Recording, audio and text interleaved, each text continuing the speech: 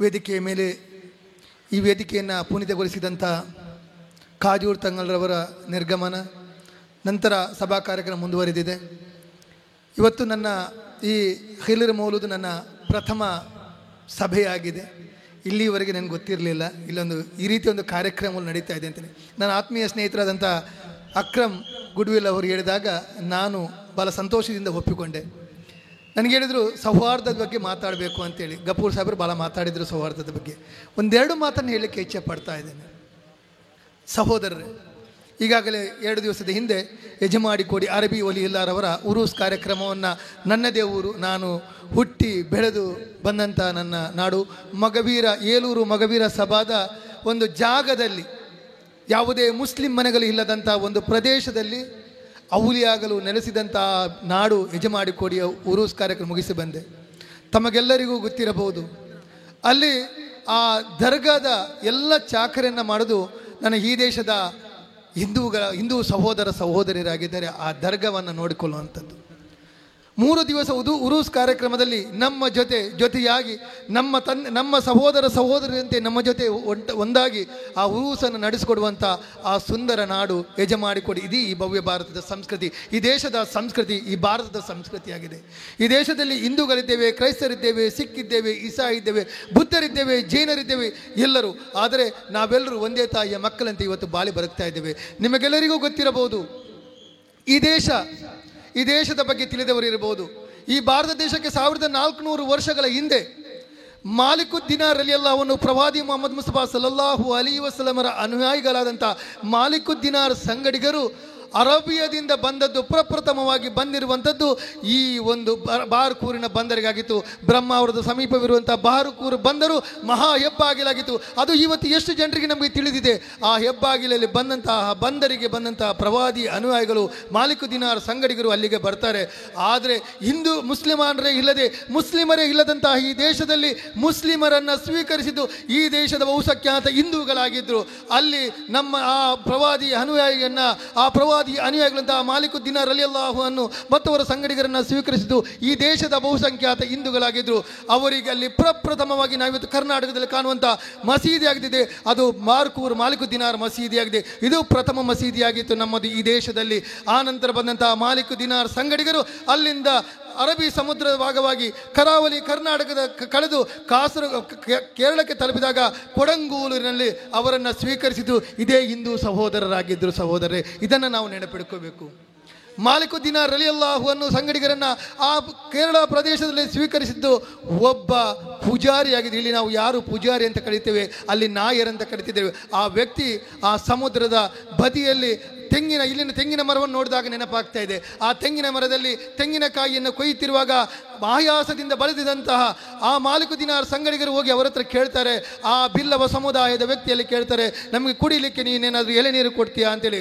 ಆ ವ್ಯಕ್ತಿ ಬಹಳ ಖುಷಿಯಲ್ಲಿ ಬಹಳ ಸಂತೋಷದಿಂದ ಎಳೆನೀರನ್ನು ತಂದು ಕೊಟ್ಟಾಗ ಆ ಪ್ರವಾದಿ ಅನುಯಾಯಿಗಳು ಕೇಳ್ತಾರೆ, ಈ ತೋಟ ಯಾರಿಗೆ ಸಂಬಂಧಿಸಿದ್ದು, ಈ ತೋಟ ಯಾರಿಗೆ ಸಂಬಂಧಿಸಿದ್ದು ಅಂತ ಕೇಳಿದಾಗ ಮಾಲಿಕು ದಿನಾರ್ ಸಂಗಡಿಗರಿಗೆ ಆ ವ್ಯಕ್ತಿ ಹೇಳ್ತಾನೆ, ಇದರ ಮಾಲೀಕ, ಈ ತೋಟದ ಮಾಲೀಕ ನಾನಾಗಿಲ್ಲ, ಆದರೆ ಅದರ ಮಾಲೀಕ ಬೇರೆ ಇದ್ದಾನೆ. ಆಗ ಅವರು ಆ ಎಳೆನೀರನ್ನು ಸ್ವೀಕರಿಸಲಿಕ್ಕೂ ಕೇಳೋದಿಲ್ಲ, ನಮಗೆ ನಿನ್ನ ಎಳೆನೀರು ಬೇಡ. ಆ ವ್ಯಕ್ತಿಗೆ ಆಶ್ಚರ್ಯ ಆಯಿತು, ನಾನು ಕೊಟ್ಟಂಥ ಎಳೆನೀರು ಬೇಡ ಅಂತ ಹೇಳಿದಂಥ ಈ ವ್ಯಕ್ತಿಗಳು ಯಾರು? ಆ ವ್ಯಕ್ತಿ ಕೂಡಲೇ ತನ್ನ ಮಾಲೀಕರ ಬಳಿ ಓಡಿ ಹೇಳ್ತಾನೆ, ಒಂದು ಕೂಟ ಇಲ್ಲೊಂದು ಬಂದಿದೆ, ಅವರು ನನ್ನ ಹತ್ರ ಎಳೆನೀರು ಕೇಳಿದ್ರು, ನಾನು ಕೊಡ್ಲಿಕ್ಕೆ ಹೋದೆ, ಅವರು ಕೇಳಿದ್ರು ಇದರ ಮಾಲಕರು ಯಾರು ಅಂತ ಕೇಳಿದ್ರು. ನಾನು ಹೇಳಿದೆ, ನಾನು ಇದರ ಮಾಲಕನಾಗಿಲ್ಲ, ನನ್ನ ಮಾಲೀಕ ಇದ್ದಾನೆ. ಆಗ ಅವರು ಹೇಳಿದ್ರು, ನಿನ್ನ ಮಾಲೀಕನ ಹತ್ರ ಹೋಗಿ ಕೇಳು, ಅವರ ಅನುಮತಿಯನ್ನು ಕೊಟ್ಟರೆ ಮಾತ್ರ ನಾವು ಇದನ್ನು ಸ್ವೀಕರಿಸ್ತೇನೆ. ಅಲ್ಲಿಗೆ ಮಾಲಕನ ಜೊತೆ ಆ ವ್ಯಕ್ತಿ ಬರ್ತಾರೆ. ಬಂದು ನೋಡ್ತಾರೆ, ಈ ವ್ಯಕ್ತಿಗಳನ್ನು ನೋಡಿ ಆ ವ್ಯಕ್ತಿಗಳ ಹತ್ರ ಆ ಮಾಲೀಕ ಅವರಿಗೆ ಅನುಮತಿ ನೀಡ್ತಾನೆ, ಎಳೆನೀರನ್ನು ಕೊಡ್ತಾನೆ. ಇದು ನಮ್ಮ ದೇಶದ ಸಂಸ್ಕೃತಿ. ಆವತ್ತು ಬಂದಂತಹ ಮಾಲಿಕು ದಿನಾರ್. ಇವತ್ತೆಲ್ಲರೂ ಹೇಳ್ಬೋದು, ಮೊಘಲರು ಈ ದೇಶಕ್ಕೆ ದಾಳಿ ಮಾಡಿದರು, ಮುಸಲ್ಮಾನರು ಈ ದೇಶಕ್ಕೆ ದಾಳಿ ಮಾಡಿದ್ರು. ಖಂಡಿತವಾಗಿಯೂ ಮುಸಲ್ಮಾನರು ಈ ದೇಶಕ್ಕೆ ದಾಳಿ ಮಾಡಿದ್ದು ಅದು ರಾಜರಾಗಿದ್ರು ಮೊಘಲರು. ಆದರೆ ಇಲ್ಲಿನ ಮುಸಲ್ಮಾನರಲ್ಲ.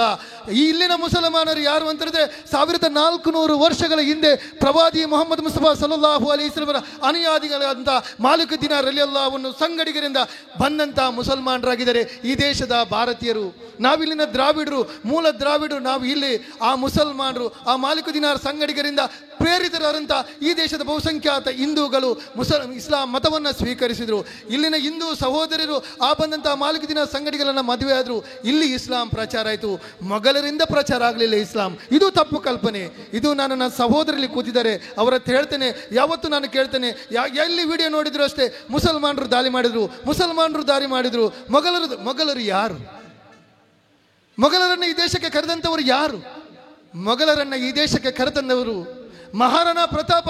ಈ ದೇಶ ಕಂಡಂಥ ಅಪ್ರತಿಮ ವೀರ, ಅಪ್ರತಿಮ ಶೂರ, ಅಪ್ರತಿಮ ರಾಜರಾದಂತಹ ಅವರನ್ನು ಸೋಲಿಸಿಕೊಳ್ಳ ಈ ಮೊಘಲರನ್ನು ತಂದರು ಈ ದೇಶದ ಬಹುಸಂಖ್ಯಾತರು, ಈ ದೇಶದ ರಾಜರು, ಈ ದೇಶದ ಹಿಂದೂ ರಾಜರು.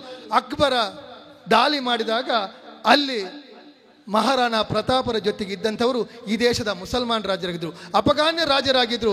ಈ ಮಹಾರಾಣಾ ಪ್ರತಾಪರಿಗೆ ಸಹಾಯವನ್ನು ನೀಡಿದಂಥ ಯುದ್ಧದಲ್ಲಿ ಮಹಾರಾಣಾ ಪ್ರತಾಪರ ಜೊತೆ ಇದ್ದಂಥದ್ದು ಈ ದೇಶದ ಮುಸಲ್ಮಾನರಾಗಿದ್ದರು. ಶಿವಾಜಿ ಮಹಾರಾಜರ ಬಗ್ಗೆ ಹೇಳಿರಬಹುದು. ಶಿವಾಜಿ ಮಹಾರಾಜರ ಜೊತೆ ಇದ್ದಂಥ ರಾಜರ್ಯಾರು? ಈ ದೇಶದ ಮುಸಲ್ಮಾನರಾಗಿದ್ದರು. ಅವರ ಸೈನಿಕರು ಈ ದೇಶದ ಮುಸಲ್ಮಾನರಾಗಿದ್ದರು. ಇದು ದೇಶದ ಸಂಸ್ಕೃತಿ, ಇದು ಭಾವೈಕ್ಯತೆ ಸಂಸ್ಕೃತಿ, ಇದು ನಮ್ಮ ದೇಶ, ಇದು ನಮ್ಮ ಭಾರತ, ಇದು ನಮ್ಮ ಪುಣ್ಯಭೂಮಿ. ಯಾವತ್ತೂ ನಾವು ಇಲ್ಲಿ ನಮ್ಮನ್ನು ಸಾಕಿ ಸಲಿದಂಥ ಬಹುಸಂಖ್ಯಾತ ಹಿಂದೂಗಳು. ಒಂದು ಕಥೆಯನ್ನು ನಾನು ನಿಮಗೆ ಸಣ್ಣ ಒಂದು ವಿಚಾರ, ನನ್ನ ಊರಿನ ವಿಚಾರವನ್ನು ಹೇಳಿ ನಾನು ಮುಗಿಸ್ತೇನೆ, ಯಾಕೆಂದರೆ ಸಮಯದ ಅಭಾವವಿದೆ. ಯಾಕಂದರೆ ಸೌಹಾರ್ದತೆಯನ್ನು ನಾವು ಹೇಳಬೇಕು. ತಪ್ಪು ಕಲ್ಪನೆಯಿಂದ ನಮ್ಮ ಸಹೋದರರು ಹೊರಗೆ ಬರಬೇಕು. ಇವತ್ತು ಹಿಂದೂ ಮುಸ್ಲಿಮರಂತೇಳಿ ನಾವು ಒದ್ದಾಡ್ತಾ ಇದ್ದೇವೆ, ನಾವು ಒಬ್ಬರೊಬ್ಬರ ದ್ವೇಷ ಮಾಡ್ತಾ ಇದ್ದೇವೆ. ಆದರೆ ನಮ್ಮ ಊರಲ್ಲಿದ್ದಂಥ ನನ್ನ ಮುತ್ತಕ್ಕ,